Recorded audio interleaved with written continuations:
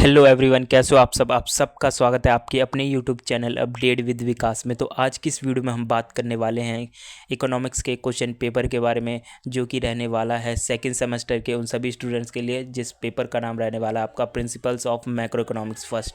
तो ये पेपर आपका 3 घंटे का रहने वाला है और इसमें आपको 90 मार्क्स अटैम्प्ट करने के लिए दिए जाएंगे। यहाँ पे इंस्ट्रक्शन दी हुई है, 8 क्वेश्चन आपको दे रखे हैं इस क्वेश्चन पेपर में। आपको ओनली 5 अटैम्प्ट करने हैं, तो आपकी चॉइस है कि आप कौन से 3 क्वेश्चन छोड़ सकते हैं। तो यहाँ पे देख सकते हैं पहला क्वेश्चन कौन सा है। पहला क्वेश्चन यहाँ पे आ गया आपको user cost of capital define करना है कि ये यूज़र कॉस्ट ऑफ कैपिटल होता क्या है और किस तरीके से ये काम करता है, और आपको इसके कंपोनेंट्स बताने, क्या क्या कंपोनेंट्स होते हैं वो बताने। और कंपोनेंट तो बताने हैं, लेकिन उसके आपको एग्जाम्पल भी देने हैं, ठीक है। उसके बाद यहाँ पे तीसरा क्वेश्चन, इसी पहले का ही दूसरा पार्ट आ जाता है, आपको fact explain the factor that affect consumption and saving decision. ऐसे ऐसे फैक्टरों का डिस्कशन करना है जो कि कंजप्शन और सेविंग डिसीजन को वो अफेक्ट करता है। तो सबसे पहले ये आंसर बनाने के लिए आपको बहुत ही अच्छी बात लिखनी है। सबसे पहले तो आपको इनकम के बारे में लिखना है, क्योंकि जबकि इनकम प्रोड्यूस कंज्यूमर की इनकम होगी तभी वो कंजप्शन कर पाएगा और सेविंग कर पाएगा, ठीक है। उसके बाद इनकम के बाद आपको कंजप्शन बताना है, कंजप्शन क्या होती है, ठीक है। उसके बाद आपको कंजप्शन के बाद आपको कंजप्शन का आप बना सकते हैं डायग्राम, कर्व बना सकते हैं जिससे आपका आंसर बड़ा दिखेगा। उसके बाद आप सेविंग का बताएंगे, सेविंग क्या होती है। उसके बाद सेविंग का कर्व बना देना। उसके बाद आप एक दो वो दे देना फैक्टर जो अफेक्ट करते हैं, ठीक है। इन्वेस्टमेंट अफेक्ट करती है, ठीक है। प्राइस ऑफ गुड्स अफेक्ट करता है, और बहुत से ऐसे हैं जो अफेक्ट करते हैं। अब बात करते हैं दूसरे क्वेश्चन की। दूसरा क्वेश्चन आ चुका है यहाँ पे, macroeconomics has been describe as a study of aggregates. Yes, ये बहुत ही अच्छा टॉपिक है। इसमें देखो, मैक्रो इकोनॉमिक्स हमें क्लास 12 11th में पता चल गया था कि माइक्रो हम छोटे लेवल पे स्टडी करते हैं इकोनॉमिक्स की, और अगर हम बड़े लेवल पे इकोनॉमिक्स की स्टडी करते हैं तो मैक्रो इकोनॉमिक्स करते हैं। तो इसमें यही बोला हुआ है, मैक्रो इकोनॉमिक्स डिस्क्राइब करती है स्टडी ऑफ एग्रीगेट, ठीक है। आपको इसे जब हम कैलकुलेट करते हैं मैक्रो इकोनॉमिक्स एग्रीगेट लेवल पे, तो उसमें क्या क्या इश्यू आते हैं एनालाइज करने में, वो आपको बताने। पहला तो आपका फॉरेन एक्सचेंज आता है, प्राइस ऑफ गुड्स आता है, प्राइस ऑफ मैनी गुड्स आता है, ठीक है। और इनकम ऑफ द कंज्यूमर आता है, ठीक है।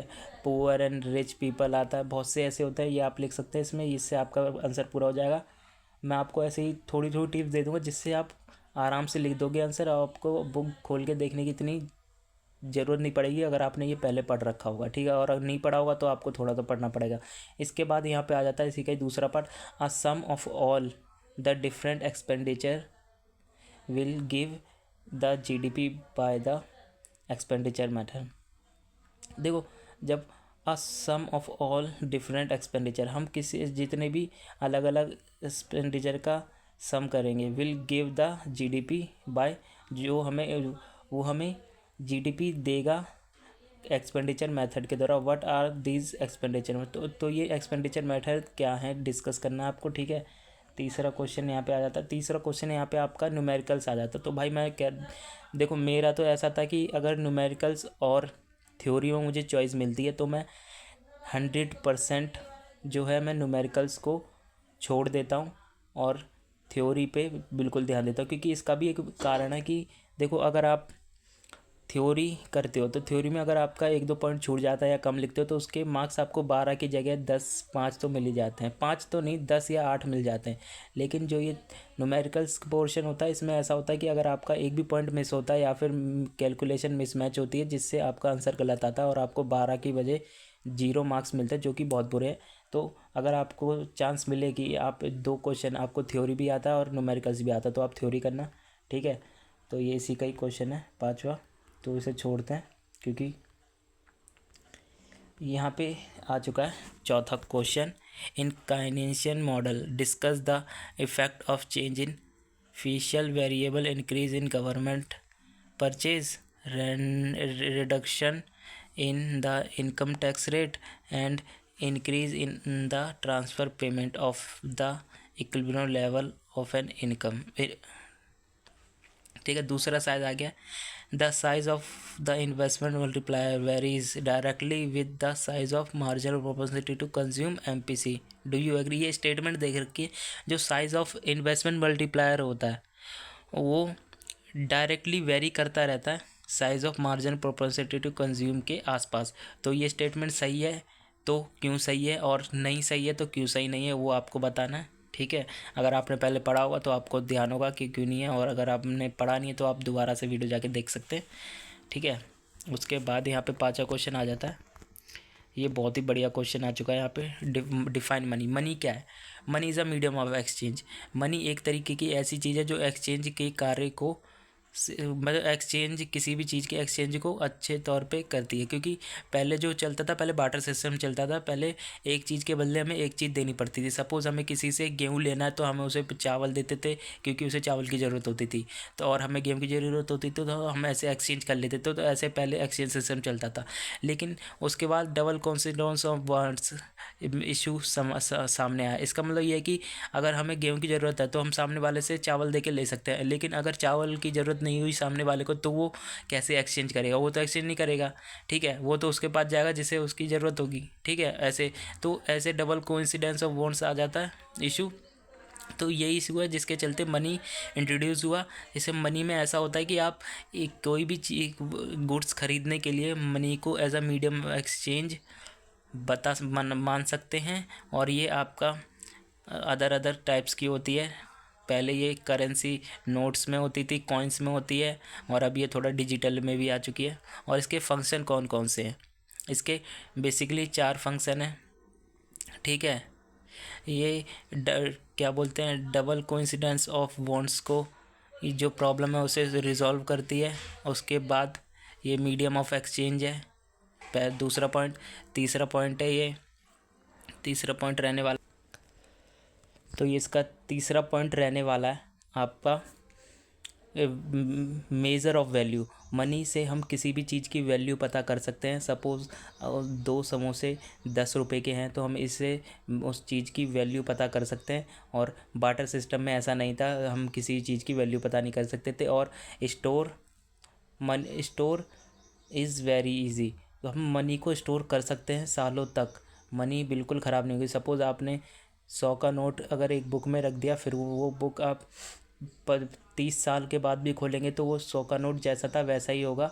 लेकिन अगर आप एज अ गेहूँ को स्टोर करके रखते हैं तो वो 6 से 1 साल में ख़राब भी हो सकते हैं अगर मौसम बिगड़ा। इससे ये पॉइंट हो गया, 4 पॉइंट हो गए। आपको बिल्कुल यही लिख के आ जाना है। पहले आपको मनी बताना है क्या होती है, फिर मनी की ज़रूरत क्यों पड़ी। नहीं, पहले आपको बताना है एक्सचेंज सिस्टम कैसे चलता था। बार्टर सिस्टम चलता था। बार्टर सिस्टम में वस्तु के बदले वस्तु का एक्सचेंज चलता था, जिससे डबल कोइंसिडेंस ऑफ बॉन्ड्स की दिक्कत सामने आई, जिसे सॉल्व करने के लिए मनी इंट्रोड्यूस हुआ। मनी मीडियम ऑफ एक्सचेंज है, हम मनी से किसी भी चीज़ की वैल्यू पता कर सकते हैं। दूसरा पॉइंट ये, और स्टोर ऑफ वैल्यू भी तीसरा पॉइंट। चौथा पॉइंट है और चौथा पॉइंट,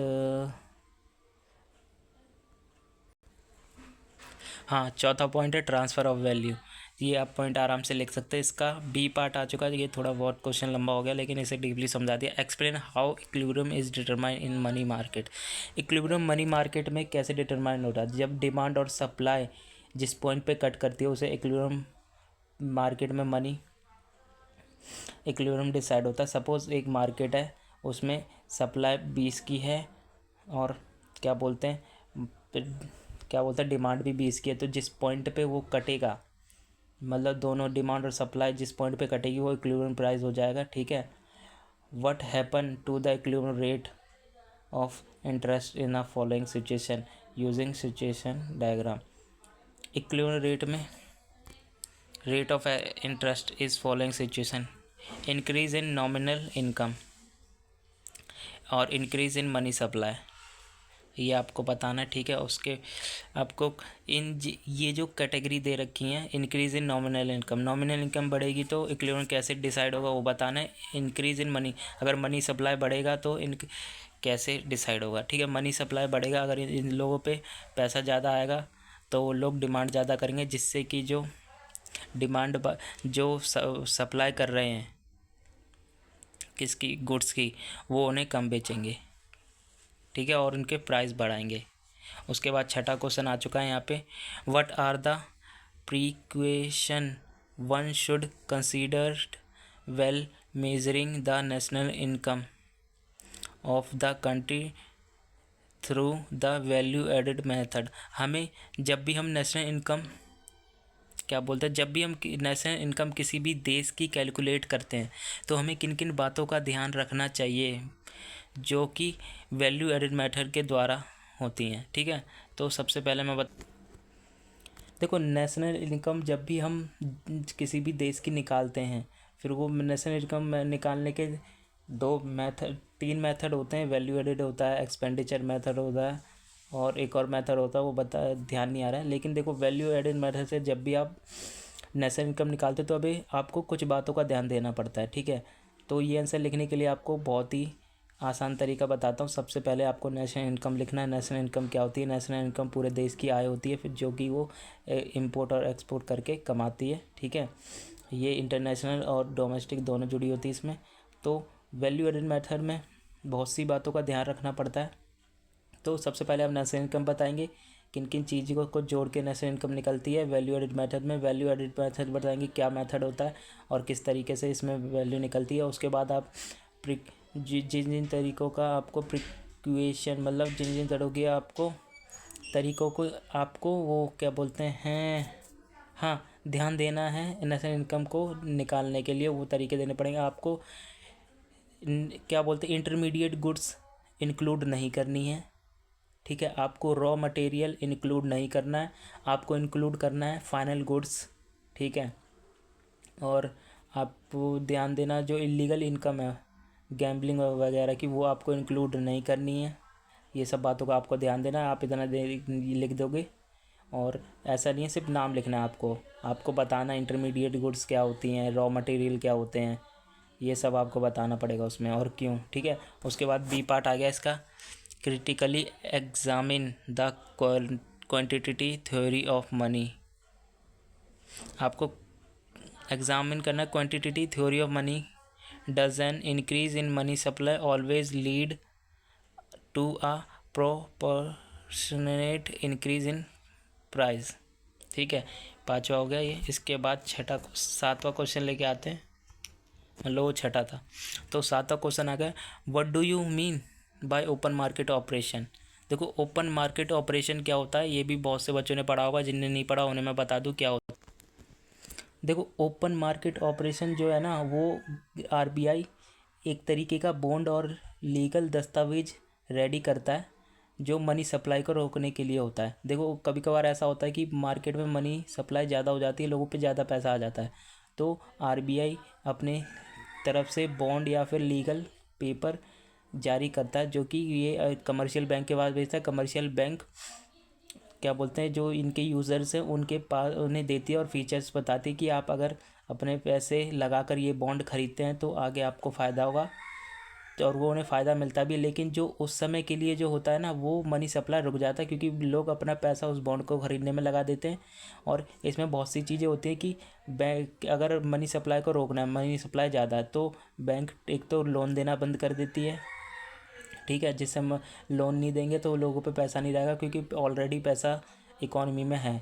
और अगर इकॉनमी में पैसा नहीं होता तो इसका उल्टा होता है कि जो बॉन्ड है वो गवर्नमेंट ख़रीद लेती है लोगों से, जो बॉन्ड दिए होते हैं उसमें, ठीक है। ऐसा होता है। ये आपको पॉइंट लिख देने हैं। उसके बाद यहाँ पे आ जाते हैं, calculate the marginal propensity to consume and marginal propensity to save from the following schedule. यहाँ पे आपको इनकम और कंजप्शन दे रखी है, आपको एमपीसी निकालना है, एमपीएस निकालना है। इस निकालने का बहुत ही अच्छा फॉर्मूला है, वो मैं आपको यहाँ पे बता। देखो, एमपीसी और एमपीएस कैलकुलेट करने के लिए एक बेसिक फार्मूला होता है, और ये बहुत ही इजी है। आपको कैसे करना है वो सब मैं बताता हूँ। देखो,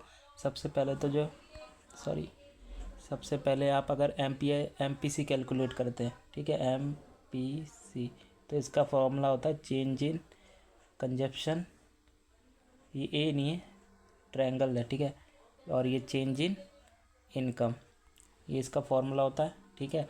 उसके बाद अगर आप एमपीएस कैलकुलेट करेंगे तो इसका फार्मूला रहने वाला change in saving change in income. ठीक है, ये इसका फॉर्मूला रहने वाला है, नोट कर लेना। उसके बाद आपको अगर सेविंग चाहिए, यहाँ पे आपको सिर्फ इनकम दे रखा है और कंजप्शन दे रखा है, आपको सेविंग नहीं दे रखा। तो सेविंग के लिए आपको मैं बताता हूँ क्या करना है।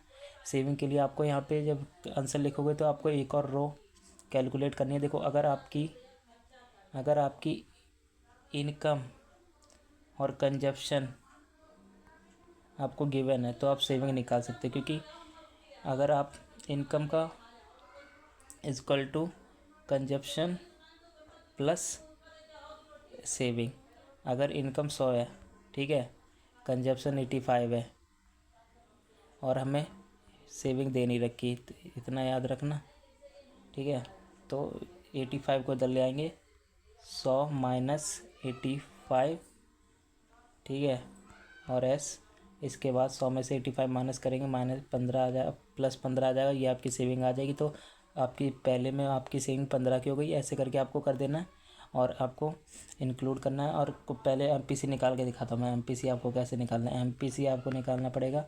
तो चेंज इन सी डिवाइड में चेंज इन आई, तो आपका सी कितना है 85 और आपका आई कितना है 100। ठीक है, ये आ गया। अब आपको इसका डिवाइड कर देना और इसका डिवाइड आ जाएगा 8 पॉइंट कुछ।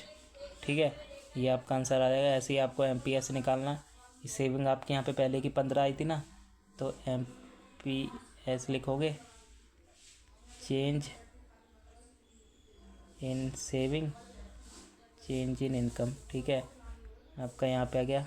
सेविंग कितने की थी 15 की थी, इनकम कितनी है 100 है, तो ये आपका नीचे एक जीरो, तो ये आप जैसे ही डिवाइड करेंगे आपका आंसर आ जाएगा। आप बता देना कमेंट में आके इसका आंसर कितना है। ठीक है, ऐसे करके आपको सारे कर लेने और ये इसके ख़त्म हो गया। अब नीचे चलते हैं। 8वां क्वेश्चन आ चुका है हमारे सामने। What do you mean by unintended inventory investment? Unintended inventory investment क्या होती है? Explain the situation when it become negative और positive with the help of diagram.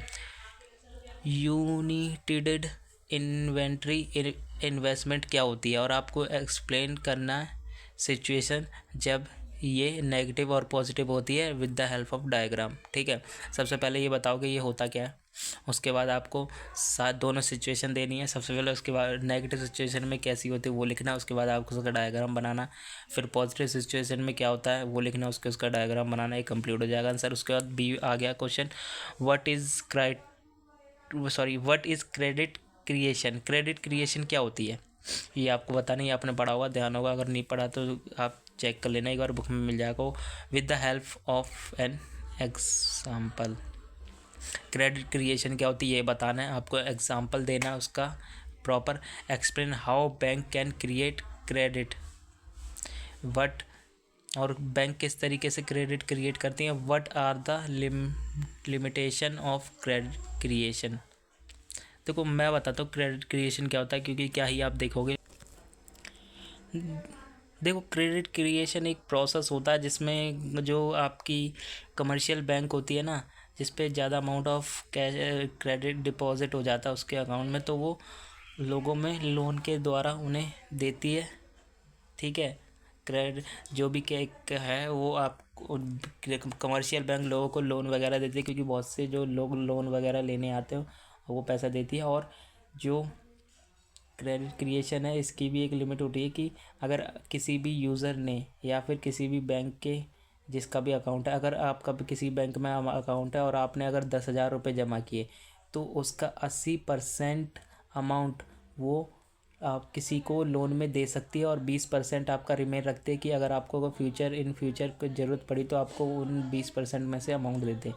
Suppose आपने 1,00,000 रुपये बैंक में जमा किए, तो आपके जो 80,000 रुपये हैं वो किसी को पहले ही मिल चुके होंगे ये लोन के तौर पे। इसका मतलब ये नहीं कि आपके वो किसी और को मिल गए तो आपको नहीं मिलेंगे, कि वो सिर्फ उस एज अ अमाउंट में जाते हैं, लेकिन लीगली आपके अकाउंट में रहते हैं।